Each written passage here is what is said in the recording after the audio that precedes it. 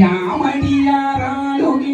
வந்து எல்லாம் கூண்ட வண்ணம் பொன்னுடமை ஆடு மாடு குருவரனே யாங்கள் வரை உமக்கு சொந்தம் வேண்டடிமை முக்காலும் உமக்கு நாங்கள் விரையடிமை யானோம் தான் விரைய மாறே பாண்டவரை தாண்டா போலே பாவையரோ மக்களும் முன் பக்கம் தானே. ஆண்டவரே, அந்த கர்மயுக வாழ்வை நீர் கல்வி காணால் நாங்கள் ஆளுகின்ற கூண்ட வண்ணம் பொன்னுடைமை ஆடு மாடு குருவரனே யாங்கள் வரை உமக்கு சொந்தம். ஐயாவுடைய திருவடியில சரணாகதி அடைந்து விட்டார். அப்ப நாங்களும் சரணாகதி அடைந்தால்தான் எதையும் பெற முடியும். பிரயோஜனம் இல்லை. பஞ்சபாண்டவர்களை எப்படி காத்து ரட்சித்தீரோ அதுபோல எங்களையும் காத்து ரட்சிக்க வேண்டும். நாங்களும் என் மக்களும் பக்கம் தானே என்றார்கள்.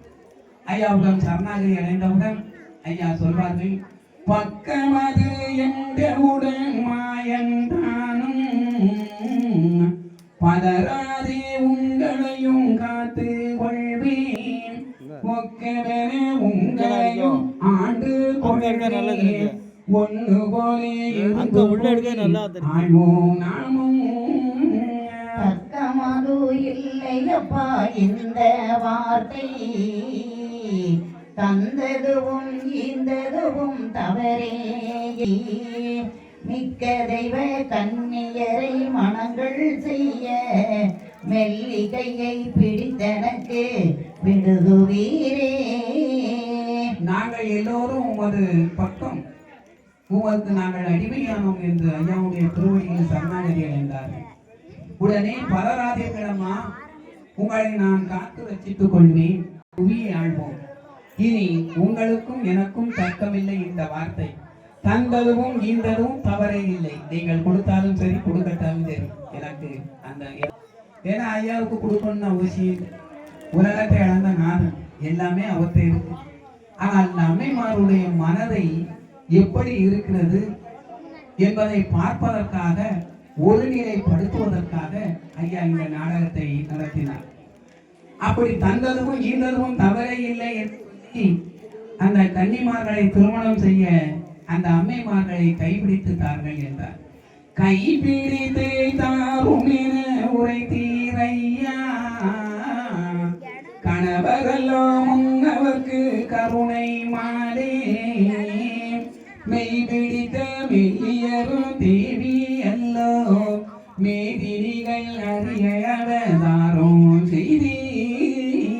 எப்படித்தான் நாங்கள் கையை பிடித்தோய